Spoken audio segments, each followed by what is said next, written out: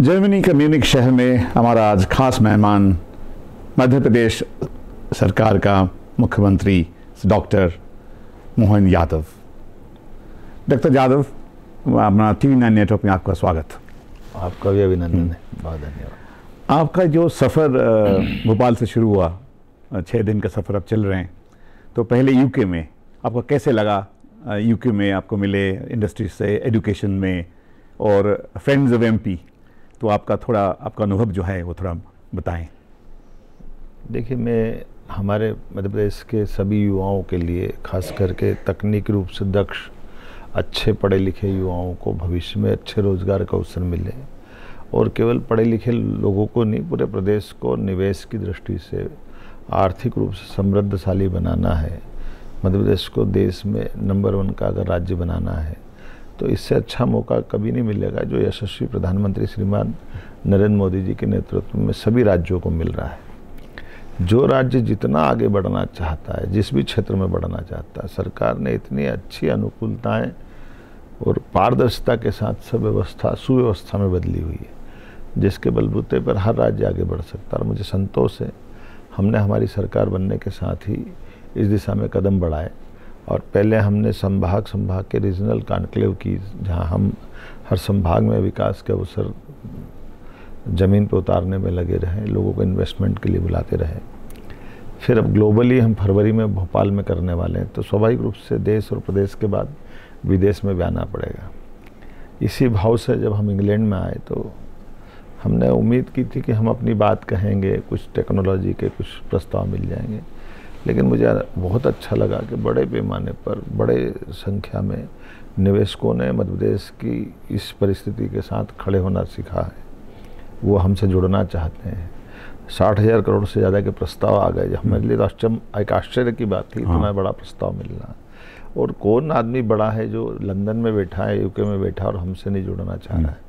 मुझे संतोष है इस बात का कि ये वो सारी बातें जिससे हमारी काम करने की ताकत 4 गुना और बढ़ जाती है। अनुकूलता से हिम्मत आती है, हिम्मत से परिणाम आते हैं। आप जब यूनिवर्सिटीज़, टेक्नोलॉजी, कौन सा यूके में आपका जो यूके सफ़र में कौन सा कोऑपरेशन आपको सच्चे लगे, जो विजनरी एक अपना दिशा दिखाए मध्य प्रदेश के युवा वर्ग के लिए? वैसे तो सभी सेक्टर की ज़रूरत है हमारे लिए।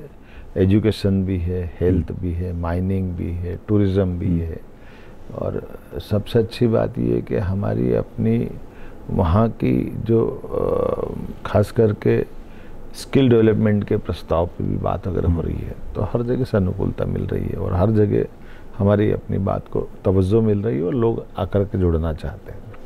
आप अभी म्यूनिख शहर में हैं, तो म्यूनिख माना जाता है एक अत्यंत उन्नतशील शहर है और इसके बावेरिया की economy one of the biggest in Europe में।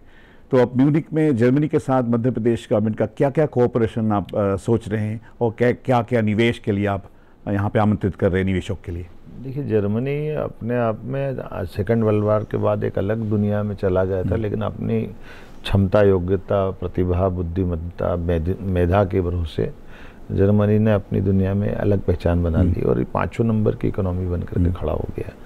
हम इसकी अच्छाई को समझ करके मध्य प्रदेश और देश, हमारा वर्षों पुराना संबंध है।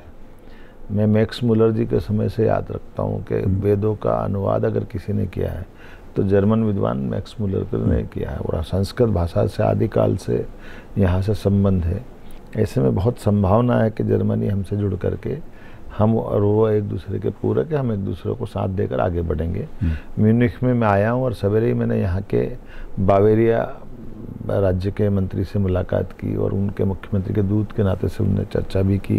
राष्ट्रपति को भी इस सारे मामलों में वो विदेशी इन व्यवस्थाओं को लेकर चलते हैं, और उन्होंने कहा कि हम अपनी टेक्नोलॉजी से, खास करके यहाँ बड़े पैमाने पर प्रशिक्षित अप्रशिक्षित सभी प्रकार के व्यक्तियों की रोजगार के लिए बहुत ज़रूरत है। उनको व्यक्तियों की कमी है, हमारे पास व्यक्ति पर्याप्त है, मानव जो इस युवा तैयार है जिनको हम एक तरह से स्किल में मदद कर सकते हैं, टेक्नोलॉजी यहाँ से दे सकते हैं। ऐसे बहुत सारे सेक्टर में हम एक दूसरे के पूरक हैं। कौन सा सेक्टर में जर्मनी को आप मध्य प्रदेश का और जर्मनी का कोऑपरेशन आगे लेके जाने के लिए सोच रहे हैं? आपका जैसे मैंने यूके बारे में कहा, वही सब यहाँ भी बोला। यहाँ खास करके ये जो हमारा इंजीनियरिंग सेक्टर है, मशीनी आधारित उद्योग जितने भी हैं, या हमारी व्हीकल के लिए टेक्नोलॉजी का विषय है, ये मतलब जर्मनी शुद्ध। और इस मामले में फिर हमारी डैम टेक्नोलॉजी से लेकर के कई सारे मामलों में मशीन जहाँ जहाँ लगती है जर्मन वहाँ खड़े रहते हैं, और वो नई टेक्नोलॉजी से अपने आप को तुरंत बदलना भी चाहते हैं और जुड़ करके डेवलपमेंट दिखा देते हैं। ऐसे में हमारी अगर अधोसंरचना सुधरती है हमारे सभी सेक्टर में, और हेल्थ से लेकर कई सेक्टर में उनको ज़रूरत भी है लोगों की, तो प्रशिक्षित लोग वो यहाँ मांग रहे हैं और हम उनसे टेक्नोलॉजी मांग रहे हैं, एक दूसरे के पूरक है। जैसा अभी जर्मनी में स्टेट ऑफ बाden-württemberg के साथ महाराष्ट्र गवर्नमेंट का कोलैबोरेशन है स्किल मैन पावर के लिए, आप ऐसे दिशा में हमने किया ना, बिल्कुल हमने कहा हम अपना एक ऑफिस भी खुलवा रहे हैं जर्मनी का, मध्य प्रदेश में खुलवाएंगे, और हम उस दिशा में ठोस काम कर रहे हैं। बाकी राज्य भी उसी दिशा में जा रहे हैं, मोदी जी के नेतृत्व में हम भी इस बात में आगे बढ़ रहे हैं। जर्मनी के और विशेषता है जैसा टूरिज़्म, बहुत जर्मनी से इंडिया में बहुत सारे जर्मन लोग घूमने जाते हैं विंटर में, तो क्या आपका कोई स्पेशल इंसेंटिव पैकेज? पर्यटन की दृष्टि से तो मध्य प्रदेश पूरे देश का स्वर्ग है, जहाँ सभी प्रकार के पर्यटन की संभावना है।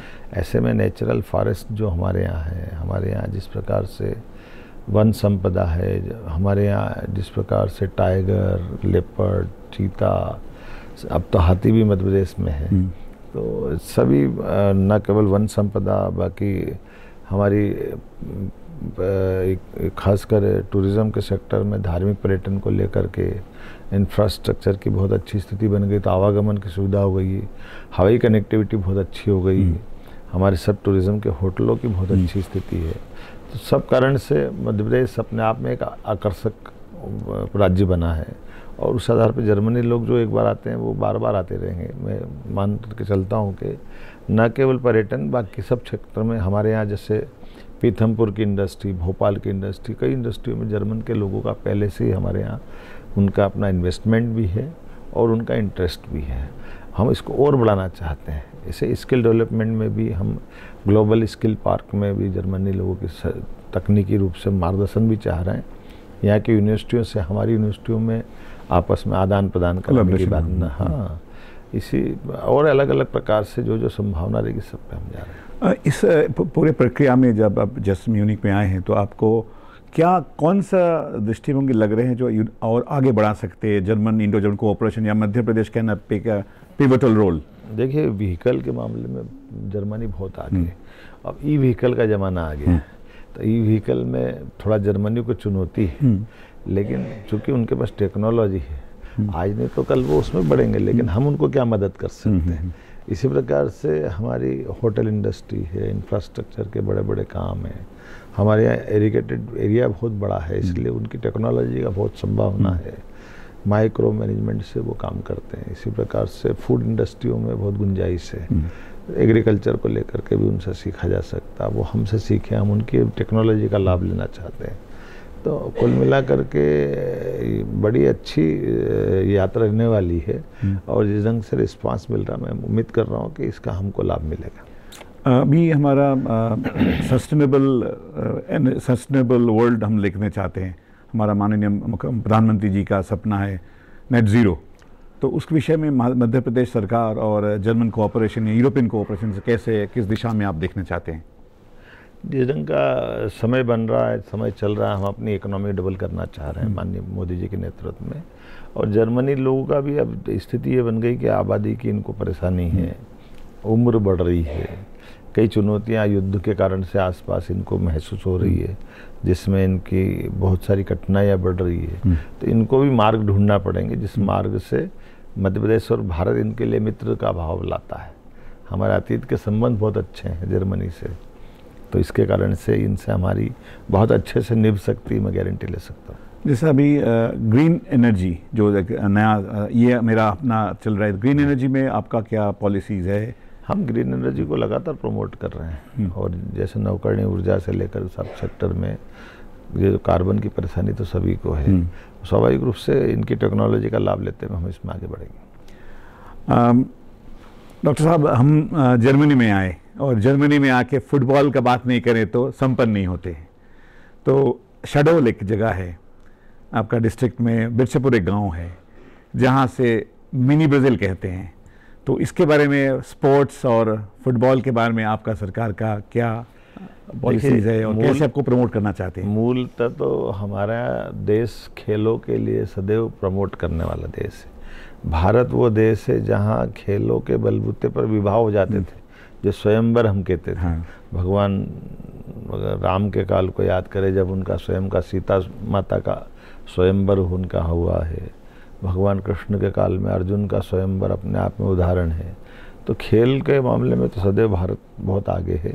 ये अलग बात है कि जर्मनी भी फुटबॉल को लेकर के एक तरह से उनकी आत्मा कहीं बसती है, फुटबॉल में बसती है। और मैं भी फुटबॉल को इसलिए पसंद करता हूँ कि फुटबॉल हमारी न केवल मांसपेशियों को मजबूत करता है, शरीर की दक्षता को बढ़ाता है, लेकिन गरीब से गरीब आदमी भी बहुत घंटों खेल सकता है, इसमें ज़्यादा ज़रूरत नहीं है। लेकिन ये खेल हमारे लिए जीवन में अगर अनिवार्य रूप से फुटबॉल को महत्व देना है तो मैं मान के चलता हूँ कि मध्य प्रदेश उसमें आगे बढ़ा है। शहडोल का जो आप जिक्र कर रहे हैं, पूरा गांव अपनी कहाँ दारूबाजी करता था सब छोड़ करके आज वो खेल के पीछे दीवाना हुआ है। तो फुटबॉल के माध्यम से हम यहाँ के कोच भी हमारे यहाँ बुला सकते हैं, वहाँ के होनहार खिलाड़ियों को यहाँ भेज सकते हैं।